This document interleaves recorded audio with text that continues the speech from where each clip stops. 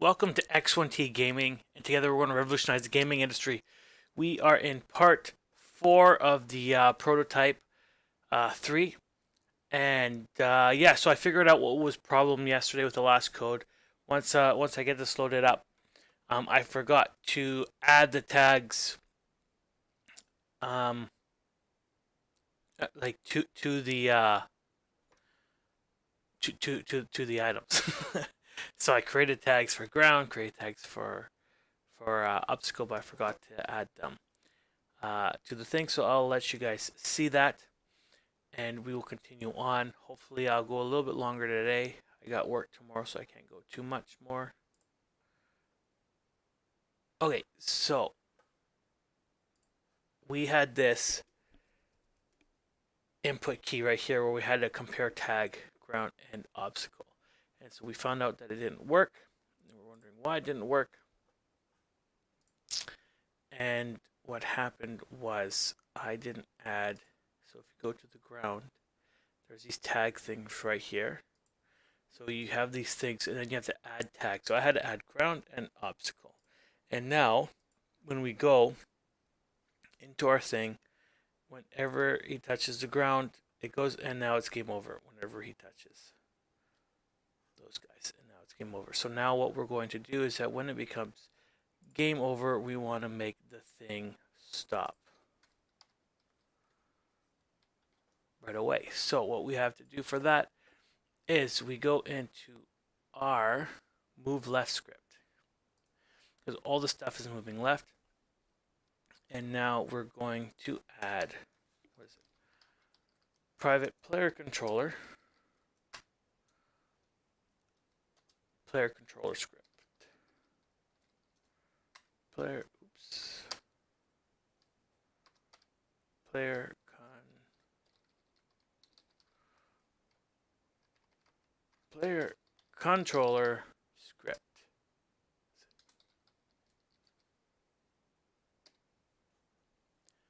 And so what we're going to do in the start void is we're going to say player controller player.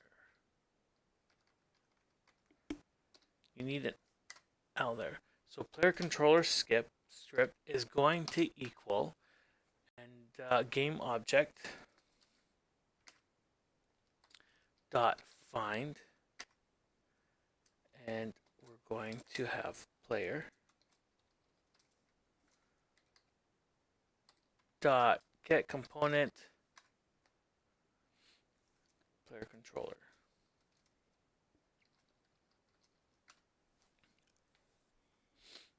I'm going to close this one up. Yeah, so this is going to be a find object, which is going to be player, and it's going to be get component, which will be the player controller.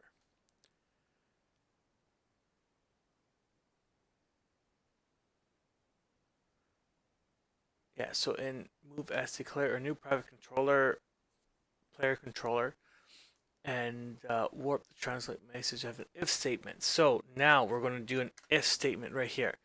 So get component for the script. So player controller script is our name that we have, and it's going to actually be in this script right here.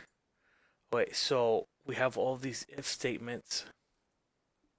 If it touches the ground, then it's like true and false, and we have these bools. Right? Did I forget to save?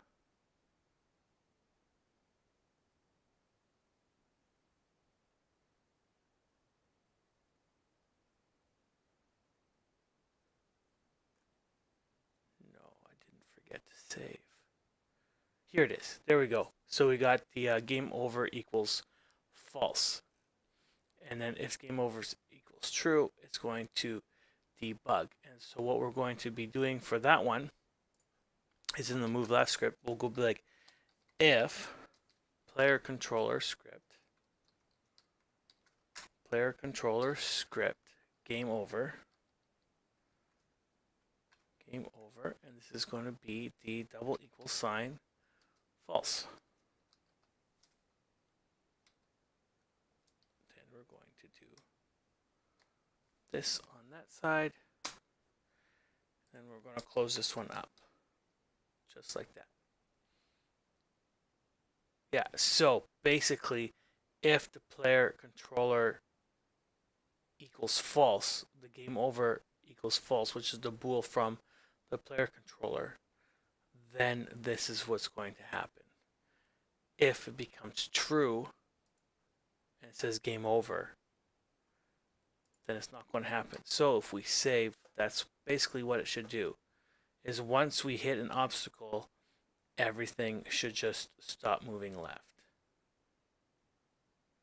So our object, let's run away from it, do a couple jumps, so let's keep on doing what we wanted to do. The background looks pretty seamless, and then we hit our obstacle, boom, game over, everything stopped. Except for this spawning obstacle. But I think we're going to fix that one.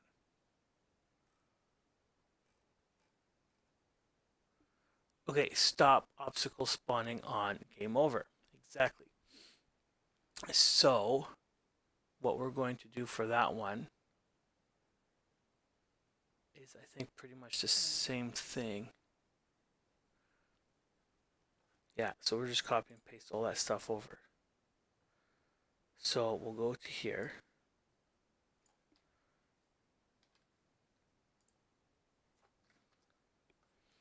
And then we go into the spawn manager.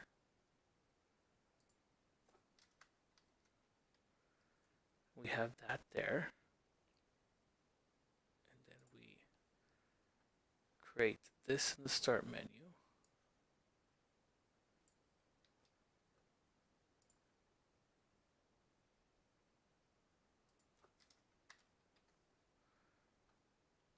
Okay, and then what we want is we want to add the if statement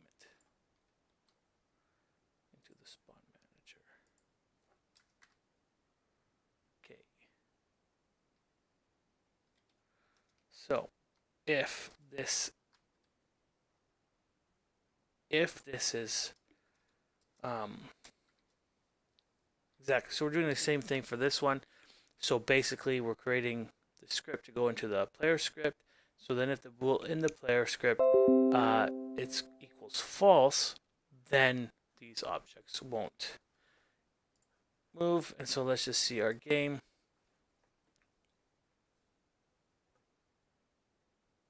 And it's going, we have the object, and boom. And nothing spawns. Now let's just play a couple jumps just to make sure the stuff is spinning. It's spawning still. Yeah, it's still spawning. Wait, are they deleting? Did I forget to do the delete? Maybe we're going to do the delete as well next. Boom. Okay. So we got all that. Destroy exhaust. Yeah, that exit the bound. So we're just going to go back into this one, the spawn manager script. And now we're going to create a private float.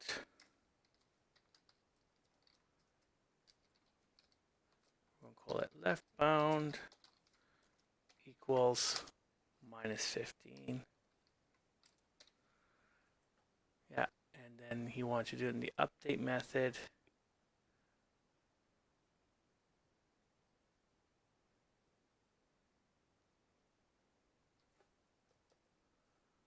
Wait a minute.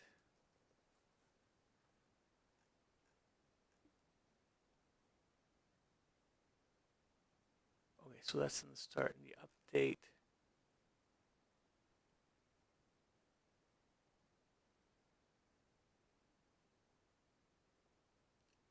So if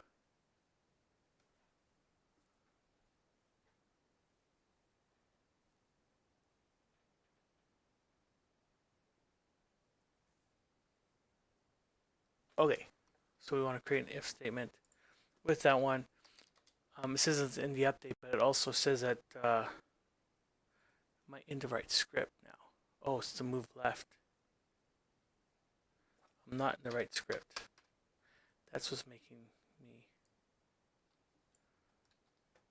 all flabbergasted. There we go.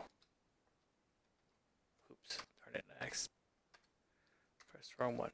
Okay, so private float, I'm going to call it left bound. This one's going to equal minus 15. And then in the player, we'll make another if statement. So transform position, transform dot position dot x. So if the x-axis position is greater than, less than left bound,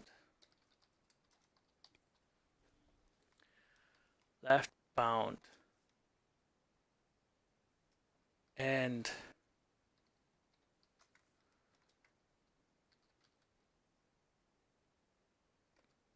game object got compare tag.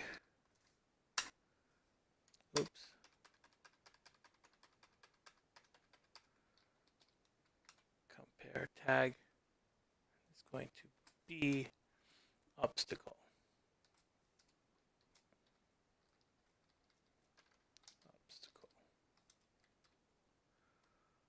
Boom. So what we're going to do is we are going to destroy game object. I'm pressing the wrong button.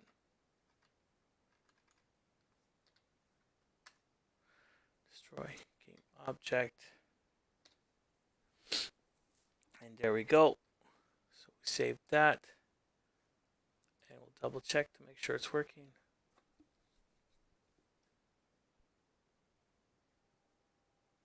So we'll just keep on jumping.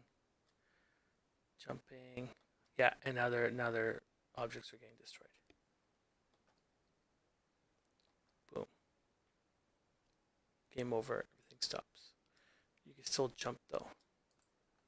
I wonder if the next one is going to be you can't jump anymore. Nope, just lesson recap and that's it.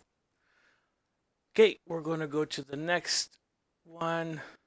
Oh, did I forget to mark a step? What's this one? Stop, move, left. Okay.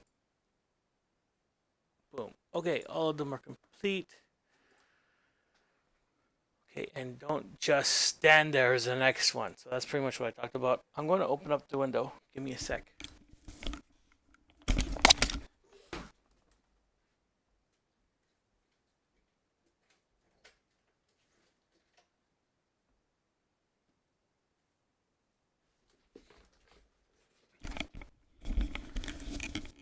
Sorry about that. It's just getting a little bit hot in here. Okay, don't just stand there. Okay, explore the player's animations. Okay, so we're going to actually do the animation stuff now. I don't actually know how to do the animation stuff. I've never done it before. So I'm going to watch the videos. They're here, from what I know. Are they here in the source files? Oops.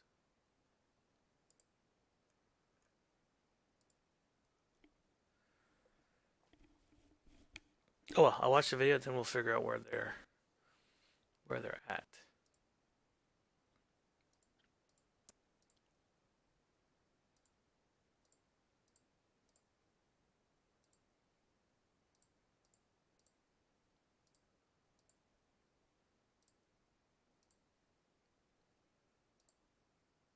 Okay, I think this is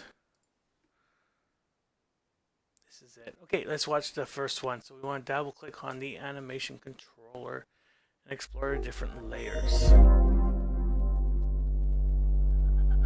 Players moving, and so we can only see it as standing still. I'll leave that up to your own interpretation. So in order to actually make the player look like they're moving in the scene that's constantly moving back and forth, we're going to need to play with the player's animation.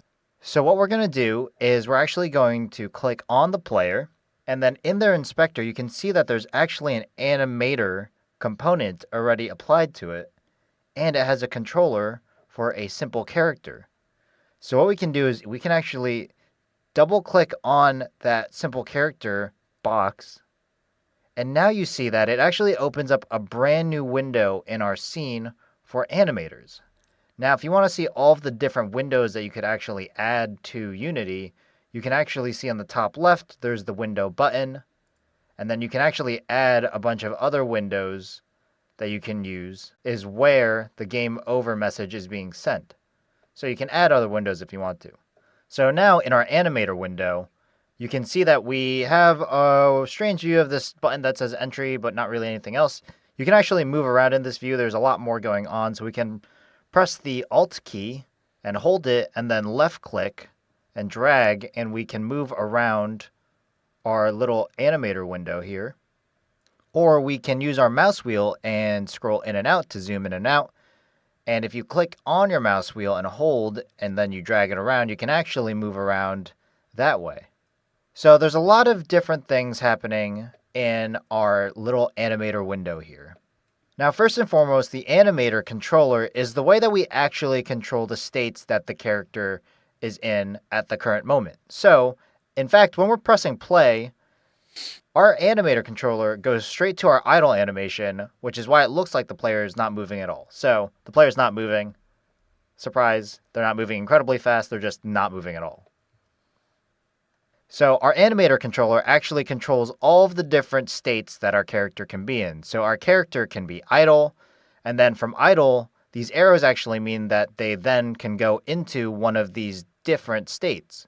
So it can go from idle into a walking static state, which means that they're not actually walking in a direction, they're just walking in place. You can also run in place with run static. You can walk in a direction using walk, or you can run in a direction. And so if you started to move, for example, maybe it'll go to the walk animation, and then when you stop moving, it'll go back to your idle animation, so you stand still. Now, a really cool thing is you can actually see what these different animations are like. So if we zoom in a little, and you can see that the model isn't actually really doing anything. You can see it's just kind of waving its arms back and forth. If we choose, for example, walk static, double click on that, we have another animation. And so you can see it actually looks like this character is walking, which is cool. If we double click on run and we press play, you can see that this one is actually moving through the scene compared to if we go to run static, this one runs in place. So very helpful to know the states of all of these things. If we take a look at the arrows, you can actually see all of the different conditions that need to happen to actually make the character move, which we'll go into a little bit on how we can edit those and see those. So you can see we have these conditions for an actual speed. So say the player is not moving, their speed is 0. And then they start moving and it reaches a point where it's 0.25. Then it will actually go into this transition, and you can see this transition happen. So they're stopped, and then they start moving. And then it goes into walk static, and the player is just moving. So now what you're going to do is you're going to left click on the player in the hierarchy. So they're just showing that. For some reason, I am not getting the animation that's popping up to see what it does, which is weird.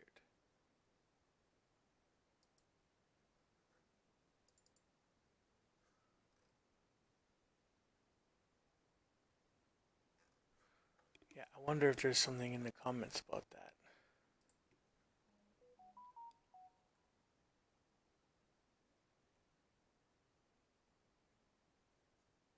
Okay, so for those of you who didn't find animation preview window, double click on idle. Or any, let's just double click on idle. A panel will appear on the bottom side of inspector. The name of the panel will be the same as the state you clicked. For example, idle. Expand it. Kiss me on the cheek. Okay, wait. Idle. There we go.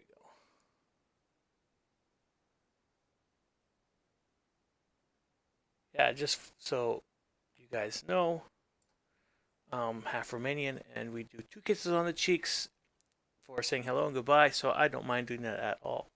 Okay, so yeah, so you double click on the walk static, you press play, you see what it does. You do the run static, press play, you see what it does.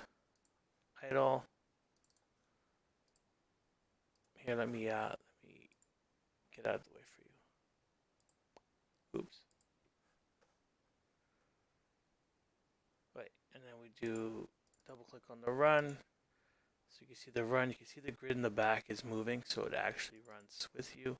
Well, I see run static where he just stays in the frame like that. So, and then when you click here, now that we see it, we see a preview. And here's when it has the walk static, so I'm pretty sure we could make it more like that.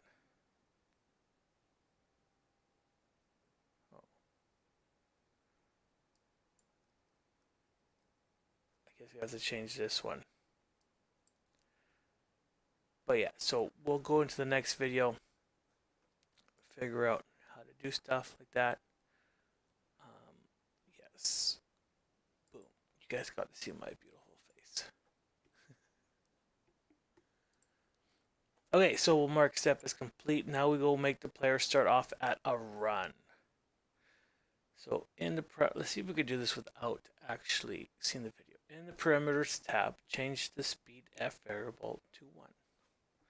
Okay, we are going to watch the video.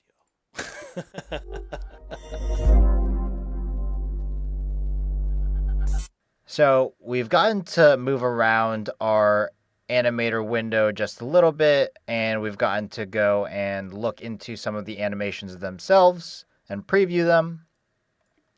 And we've seen some of the movement between all the transitions. So now what we're going to do is we're actually going to play around with the values in these transitions. So knowing that our transition for our speed needs to be greater than 0.25 to be able to start this walk static animation, we can actually go over on the left side of the animator window to parameters.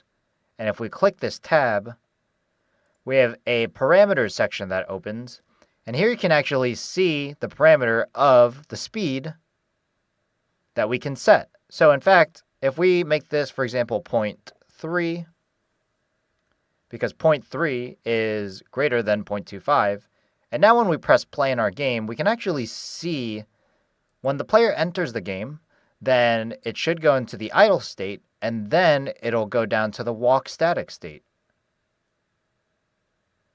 So we're in idle, and then it starts walking. Now, it looks a little weird because the background is moving incredibly fast compared to the actual player. So let's see what kind of speed that we need to have. We need greater than 0.5. So we'll make this like, we'll just make this 1. So it's definitely more than 0.5. So we press play. There you go. And then you can see it goes from the walking to the running animation.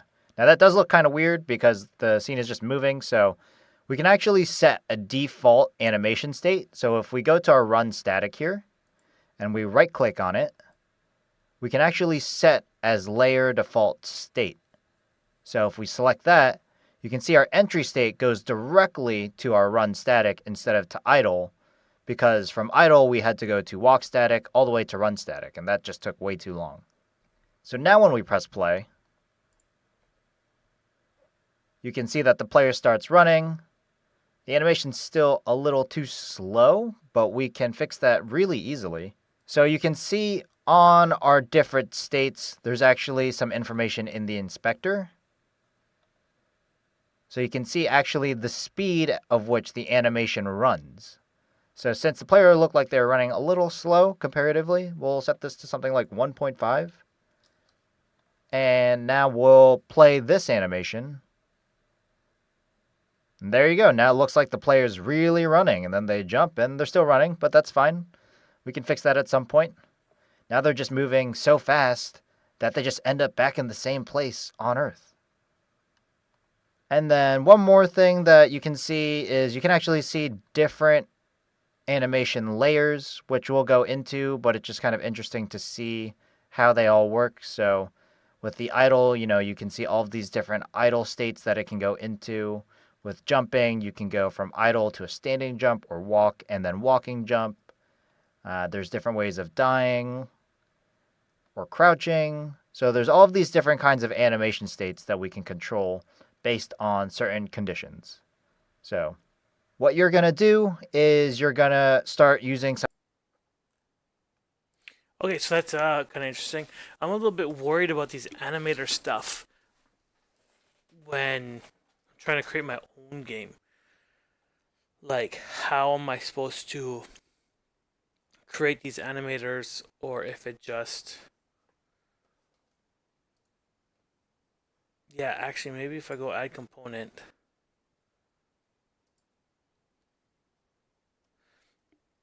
Okay, so it actually gets animators for you. That is actually pretty cool. That I feel like takes a lot of time off of coding. You don't have to code all the stuff individually, and it's got all that stuff for you. And now that I think about it, when I go back to the movement and you see the static run guy over here, he's not this character. He is something else. So that is actually quite interesting.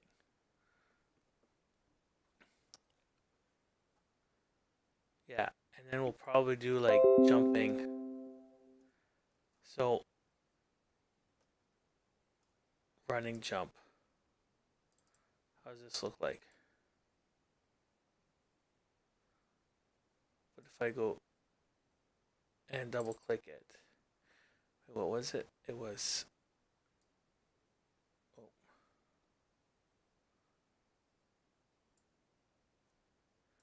It was right click.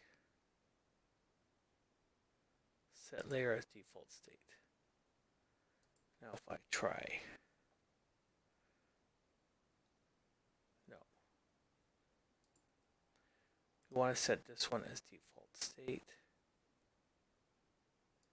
So he's running, and then we want this. And then if we look at...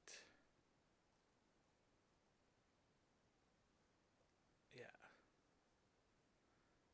So he's run.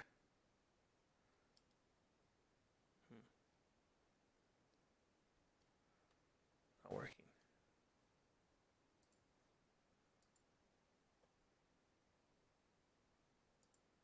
Jump trick. Boom. Let's try it.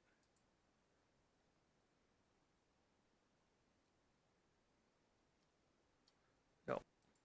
Doesn't work. Let's just make it back to idle. Set default layer. We'll play around with it a little bit later. We will see what the next one. So set up a jump animation. So we're going to do that one right now.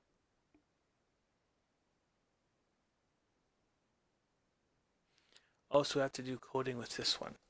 Okay. So that we're probably going to have to add if statements to it so that you look like you have this running jump. Only when you press the spacebar, so like that. Okay, let's give this guy a little watch.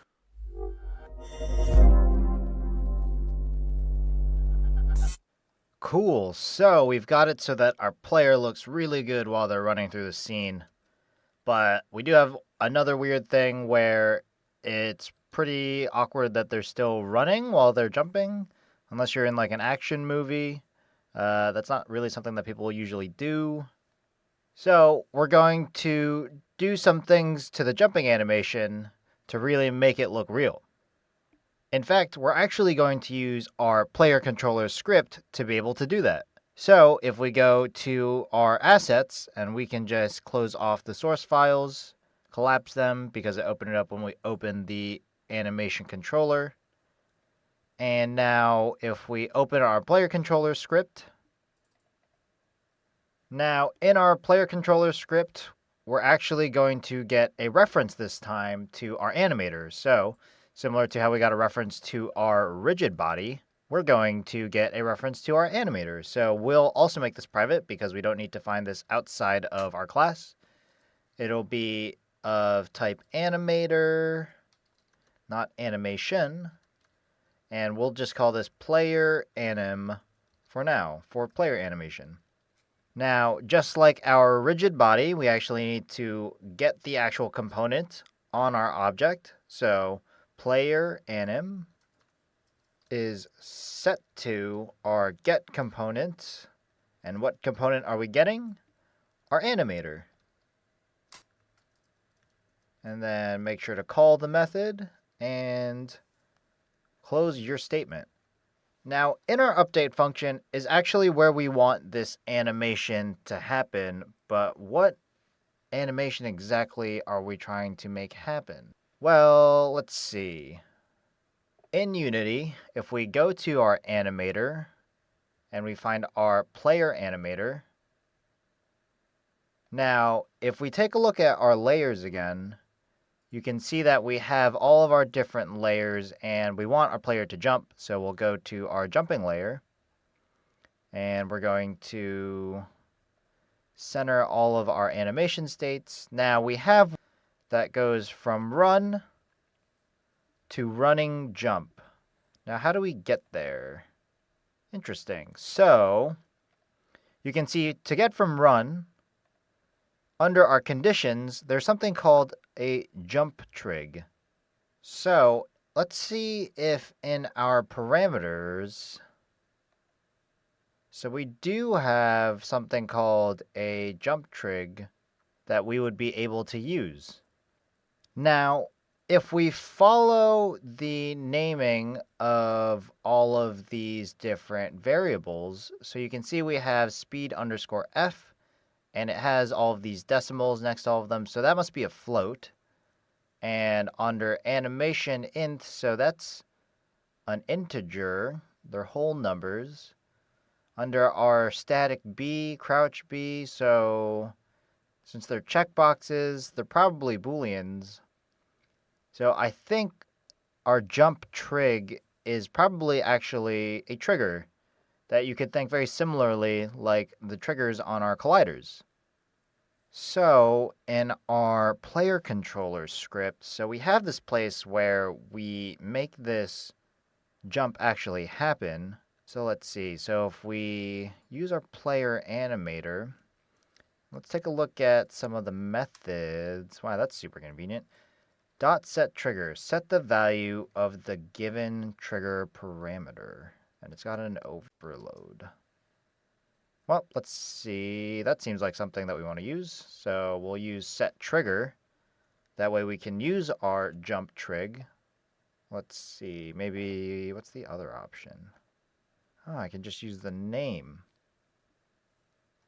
So if we set this to be, I believe it was spelled like so.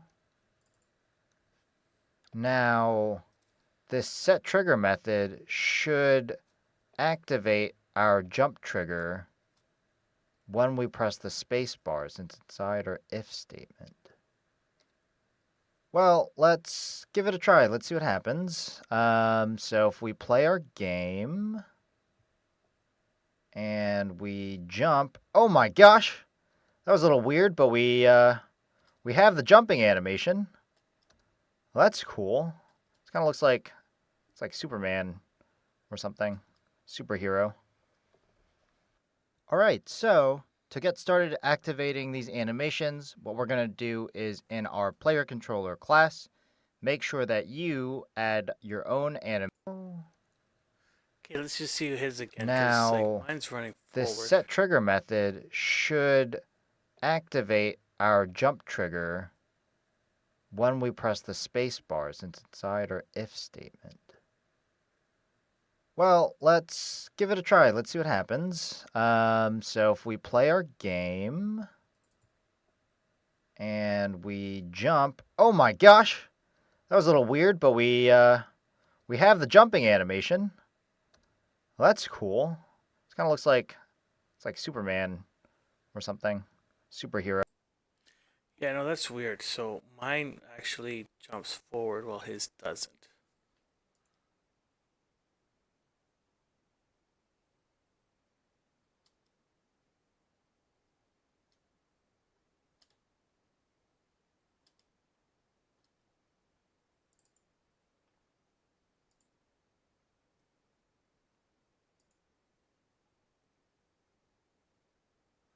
We'll probably be able to figure that out simply because.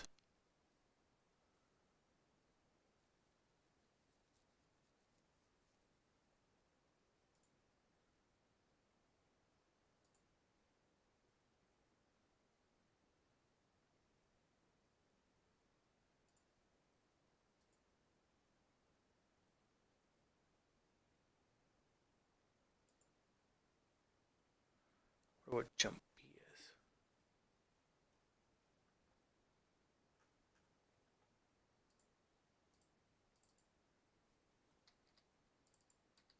Okay. Now, the trick is, how do we get out of this scene? Okay.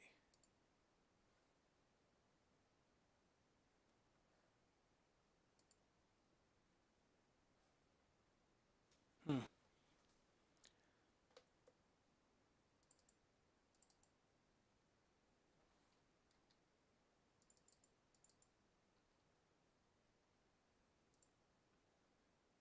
Oh, there we go.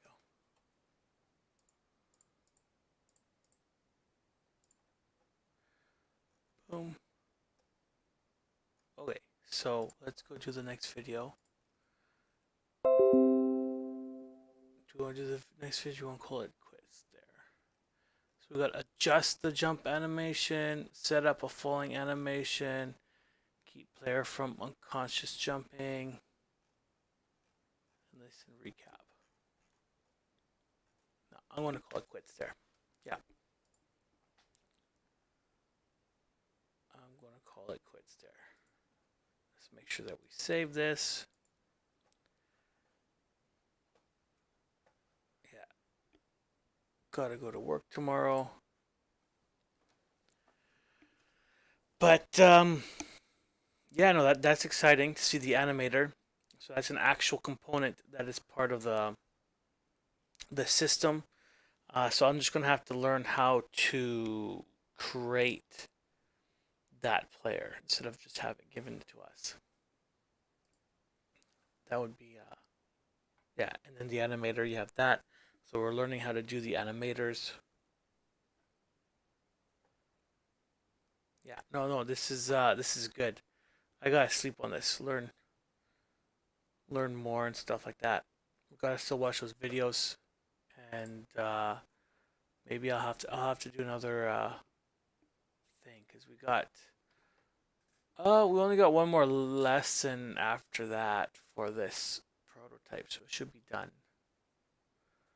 And then we have a challenge, a balloon bomb and booleans. And then we got a lab player controller and a quiz. Then unit 4 is gameplay mechanics. We got user interface, instruction to feedback and testing. Next steps, career research and preparation, introduction to portfolios. Okay, so that seems pretty good. I'm going to probably have to take, not tomorrow, but the next day. One of these days, do a couple of live streams, do the whole day, and just pound a lot of this stuff off. Yeah, no, but I'm enjoying this. This is very cool. It's very interesting. And it's surprisingly how much there is still for me to learn. Well, yes and no, not really. I'm not that surprised at how much there is to coding. I'm just liking this drag and drop thing for now. Yeah, it gives me more confidence that I'll be able to do a little bit more with this when I'm creating my games officially to get to you guys to enjoy. But yeah, so my goal is still to try to. I don't know how my goal is going to be like getting my first game done before April because I haven't started yet. There's a lot of these things that I feel like I need to learn still before I could do that. But this animation stuff is good. We're going to do sounds. Then I could add sounds and animations to my project that I'm working on, make it look more professional, even though I'm not a professional yet. But yeah, so just remember to like, share, and subscribe, and I'll see you in the next video.